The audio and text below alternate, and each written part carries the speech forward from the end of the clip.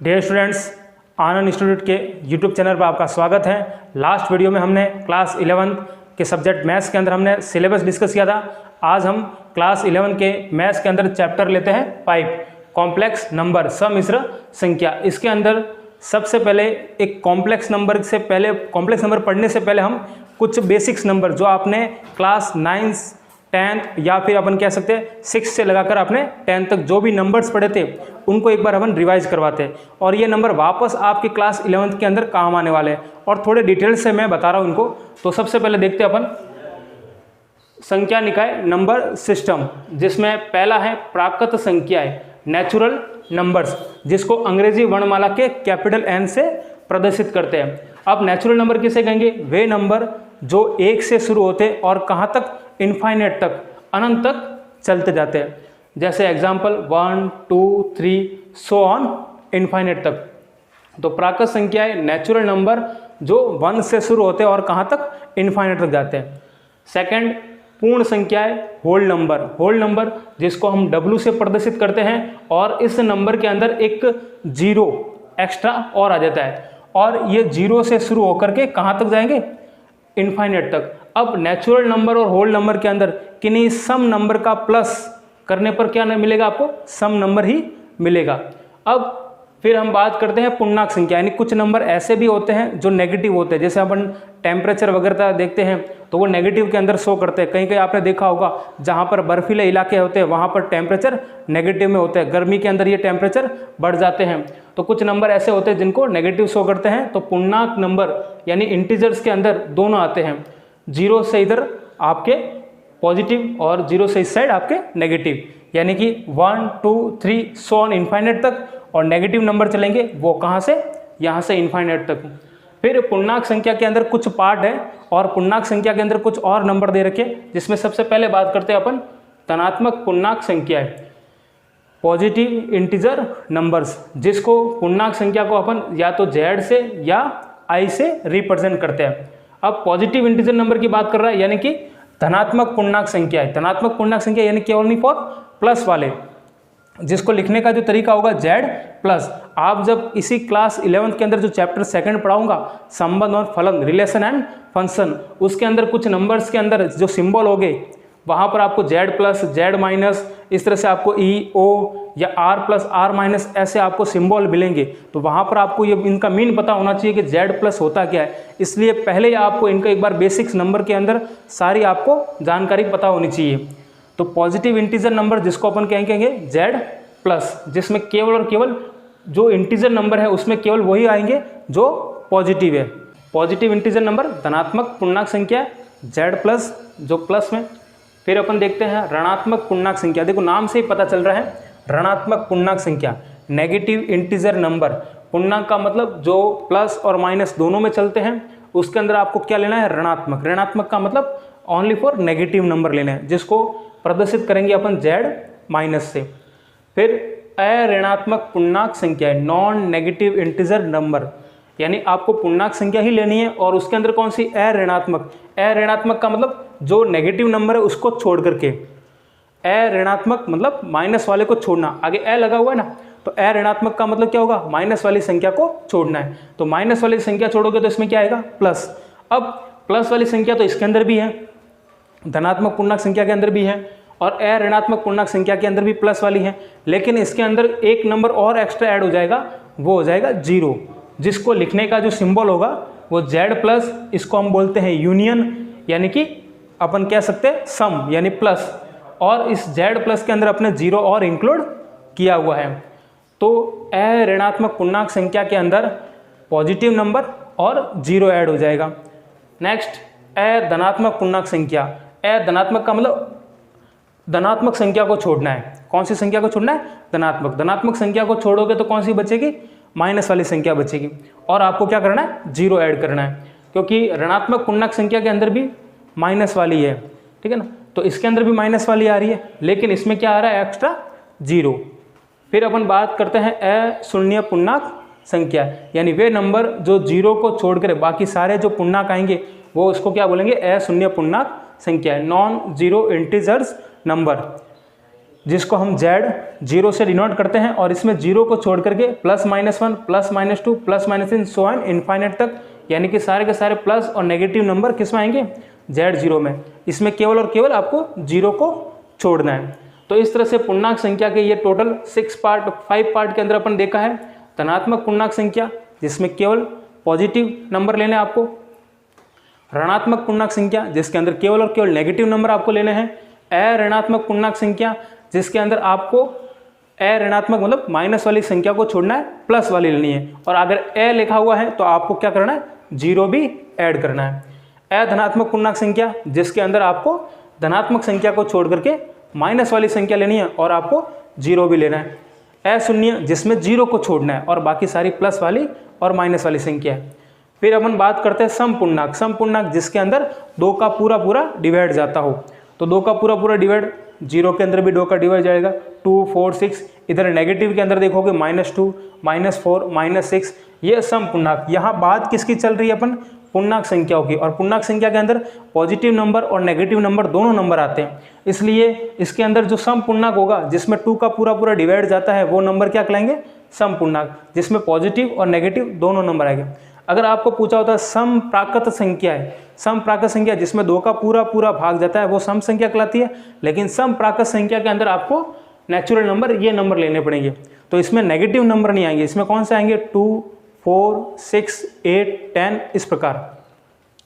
फिर बात करते हैं विषम पूर्णांक संख्या है, ठीक है ना, ऑड इंटीजर नंबर्स जिसमें 2 का पूरा डिवाइड नहीं जाता है, जैसे -1, 3, 1 भी आएगा, 5, 7, -3, -5, ये सारे के सारे क्या नंबर आएंगे, विषम पूर्णांक। अगर कहा होगा विषम प्राकृत संख्या है तो ओनली फॉर पॉजिटिव नंबर हो गए। प्राकृत संख्या के अंदर कौन सी, ये वाली 1, 2, 3। इसमें विषम प्राकृत संख्या के अंदर कौन कौन सी आएगी, 1, 3, 5, 7, सो ऑन।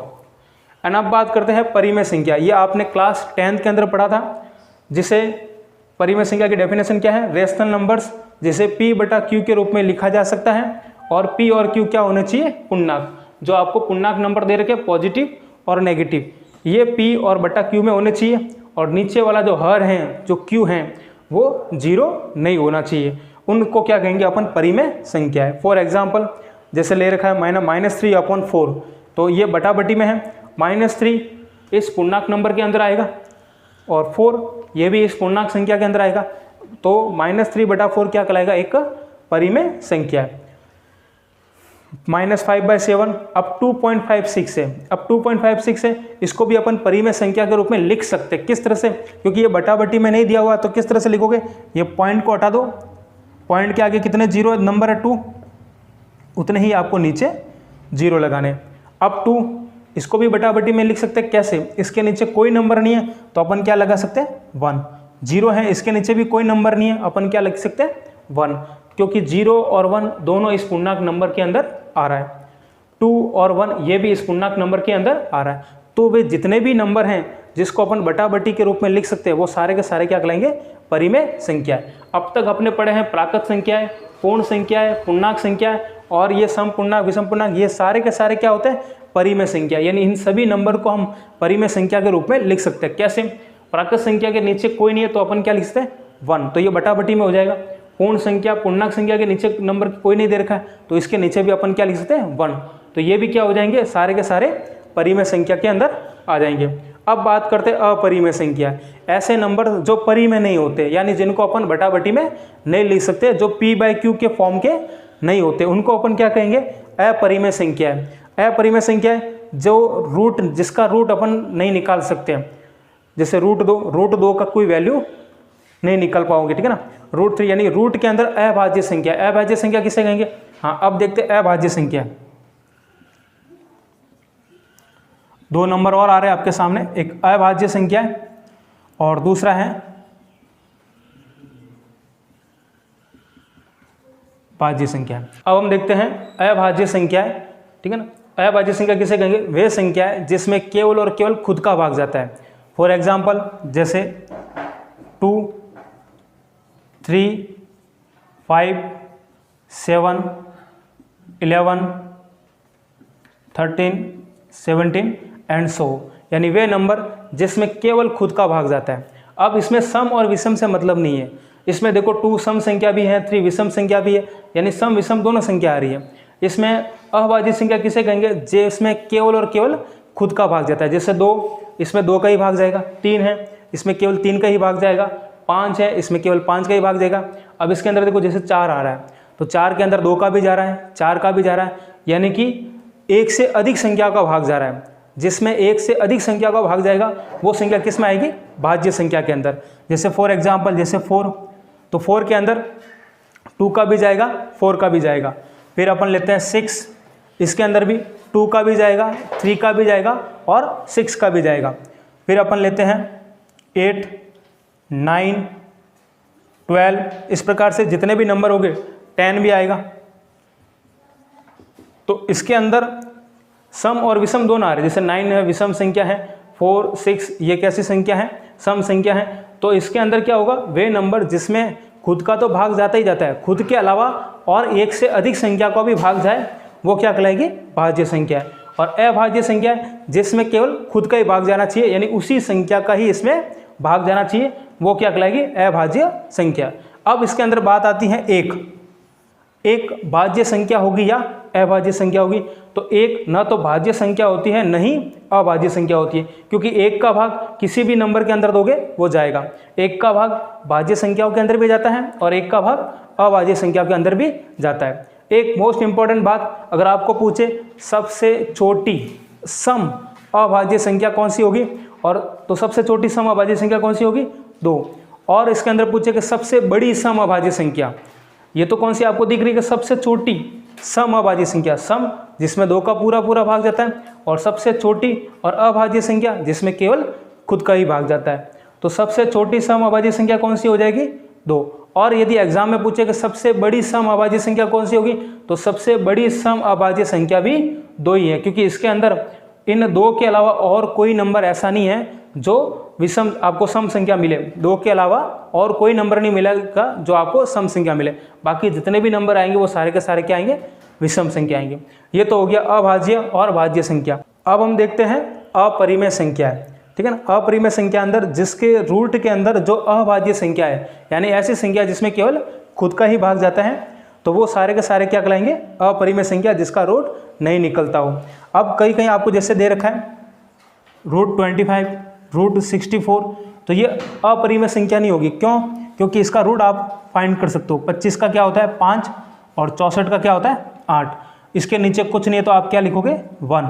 तो ये बटा बटी में आ गया p/q रूप में। तो ये कौन से नंबर हो जाएंगे? परिमेय नंबर के अंदर चले जाएंगे।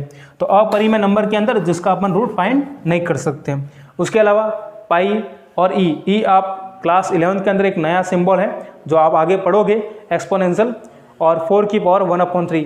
तो ये जो नंबर जिसको p/q के फॉर्म में नहीं लिख सकते वो कौन से में आ जाएंगे? अपरिमेय संख्या। उसके बाद आते हैं वास्तविक संख्या, रियल नंबर्स। रियल नंबर्स क्या होंगे? जो परिमेय और अपरिमेय दोनों को मिला करके, परिमेय संख्या और अपरिमेय संख्या, इन दोनों को मिलाकर जो नंबर आएंगे वो किस में आएंगे? वास्तविक संख्या के अंदर। और परिमेय संख्या के अंदर ये सारे नंबर जो आपने पढ़े, पूर्णांक, प्राकृत और पूर्णांक, ये सारे के सारे नंबर किस में आएंगे? परिमेय के अंदर। और जो बटा बटी में लिखते हैं दशमलव वाले, पॉइंट वाले, ये सारे के सारे किस में चले जाएंगे? परिमेय में। और जो परिमेय नंबर होते हैं वो अपरिमेय नंबर नहीं होंगे। इसमें कुछ विशेष कंडीशन है जिसका अपन रूट फाइंड नहीं कर सकते। या एक और एग्जांपल लेते हैं अपरिमेय के अंदर, जो नंबर पॉइंट के बाद डिफरेंट नंबर हो और वो इन्फाइनाइट तक जाता हो, 2, 4, 5 डिफरेंट नंबर और इन्फाइनाइट तक जाओ, तो वो भी नंबर किस में आएंगे? अपरिमेय संख्या के अंदर। और परिमेय और अपरिमेय मिलाकर के क्या बनेगा? वास्तविक संख्या है। ये सारे के सारे क्या है? रियल नंबर, जो आप जानते हो इनको, प्लस में, माइनस में, ये सारे नंबर पहचाने हुए। अब इसके अंदर भी वही धनात्मक वास्तविक संख्या, यानी कि किसकी बात कर रहे हैं? Only for plus number. तो वो क्या, इसको जो अपन बताएंगे, प्रदर्शित करेंगे, वो किससे? आर प्लस से, ठीक है। अब रियल नंबर के अंदर ये सारे नंबर, प्लस वाले, माइनस वाले, जीरो, बटा बटी वाले, पॉइंट वाले, रूट वाले, रूट के अंदर जिसका अभाज्य संख्या, जिसका रूट नहीं निकलता है वो, ये सारे के सारे जितने भी नंबर है वो सारे के सारे क्या कहलाएंगे? वास्तविक संख्या है। यानी अपन कह रहे हैं ना, परिमेय प्लस अपरिमेय, यानी सारे नंबर आ गए। ये सारे नंबर किस में आ जाएंगे? वास्तविक संख्या के अंदर। अब इसके अंदर भी कुछ टाइप है। पहला है धनात्मक वास्तविक संख्या, जिसमें आर प्लस, यानी इन नंबर के अंदर जो भी पॉजिटिव नंबर होंगे वो क्या होगी, धनात्मक वास्तविक संख्या है। अऋणात्मक वास्तविक संख्या जिसके अंदर जो भी नंबर हैं वो सारे के सारे बटाबटी वाले, बिना बटाबटी वाले, प्लस वाले, माइनस वाले, जो भी नंबर हैं इन सब में ओनली फॉर आपको कौन से नंबर ले लें, जो नेगेटिव नंबर हो, जैसे -5/7, -3, -2.45, ये सारे नंबर किस में आएंगे, अऋणात्मक वास्तविक संख्या के अंदर। फिर है अशून्य वास्तविक संख्या, यानी कि अशून्य वास्तविक संख्या के अंदर 0 को छोड़ना है, आगे अ लिखा हुआ है उसको छोड़ना है। अशून्य का मतलब 0 को छोड़ना है, 0 को छोड़कर बाकी जितने भी नंबर आएंगे प्लस के, माइनस के, वो सारे के सारे क्या हो गए, अशून्य वास्तविक संख्या है। उसके बाद देखते हैं अऋणात्मक। अऋणात्मक का मतलब माइनस वाले को छोड़ना है। अऋणात्मक वास्तविक संख्या के अंदर आपको क्या करना है, माइनस वाले छोड़ने, यानी आपको प्लस वाले नंबर और उसके साथ क्या लेना है, 0। अधनात्मक, जैसे यहाँ पर भी अपने अऋणात्मक अधनात्मक में 0 इंक्लूड किया था, तो यहाँ पर भी आपको क्या करना है, 0 तो लेना ही है, और अधनात्मक इसका मतलब प्लस वाले छोड़ने और माइनस वाले ले लें।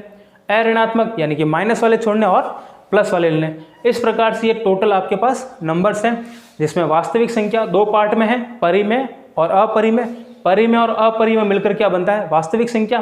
परिमेय संख्या के अंदर जो बटाबटी वाले, भिन्नात्मक और पूर्णांक संख्या है, और पूर्णांक के अंदर पूर्ण और प्राकृत संख्या है। ये तो आपने क्लास 10 तक वास्तविक संख्याओं के बारे में पढ़ चुके हैं और अपने थोड़ा सा इनको डिटेल से देखा है। अब जो आपके क्लास 11th और 12th के अंदर कुछ चैप्टर ऐसे होंगे, प्योर पेपर के संबंध फलन, उसके अंदर आपको Z plus, Z minus, R plus, R minus, R not, इस तरह से कुछ सिंबल लिखे हुए होंगे। तो वहाँ आपको पता होना चाहिए कि Z प्लस का मतलब क्या होता है। Z प्लस का मतलब अऋणात्मक पूर्णांक संख्या है, Z माइनस का मतलब क्या होता है, अधनात्मक पूर्णांक संख्या है, ये पता होना चाहिए। अब हम बात करते हैं सम्मिश्र संख्या। एक नया नंबर है, कॉम्प्लेक्स नंबर, सम्मिश्र संख्या। अब सम्मिश्र संख्या आई कहाँ से और होता क्या है वो देखते हैं। आपने क्लास 10 के अंदर एक विविक्तीकर का फॉर्मूला था, सी धराचार्य, एक द्विघात समीकरण है जिसका जनरल फॉर्म होता है ax² bx प्लस सी। ये एक द्विघात समीकरण है जिसका एक जनरल फॉर्म होता है। अब आपने इससे द्विघात समीकरण का एक फॉर्मूला पढ़ा था, सी धराचार्य का, -b plus minus √b² minus 4ac upon 2a। इसके अंदर इसको बोलते थे हम विविक्तीकर, d से इसको डिनोट करते थे। इसके अंदर b² माइनस 4ac की वैल्यू 0 से बड़ी हो, b² माइनस 4ac की वैल्यू 0 के इक्वल हो, b² माइनस 4ac की वैल्यू 0 से छोटी हो। जब b² माइनस 4ac की वैल्यू 0 से बड़ी हो तो इसके 2 मूल निकलते थे, क्योंकि अधिकतम घात कितनी है, 2 है, तो इसके मूल या इसके अपन शून्यंक कह सकते हैं, वो कितने मिलेंगे, 2। तो शून्यंक या 2 मूल का मतलब होता है कि x के ऐसे 2 मान आपको मिलेंगे जो इस द्विघात समीकरण में रखोगे तो इस द्विघात समीकरण की वैल्यू क्या हो जाएगी, 0 के बराबर इसका आंसर आएगा। तो जब इसका सॉल्यूशन यानी कि जो रूट के अंदर अगर ये 0 से बड़ा यानी कि प्लस वाला नंबर आए तो इसके 2 मूल होते थे, और दोनों मूल वास्तविक और कैसे होते थे, अलग अलग। वास्तविक का मतलब इन नंबर में से b² माइनस 4ac बराबर 0 के अंदर भी 2 मूल मिलते थे, और दोनों के दोनों वास्तविक, और दोनों मूल कैसे मिलते थे, समान। ये आप पढ़ चुके हो।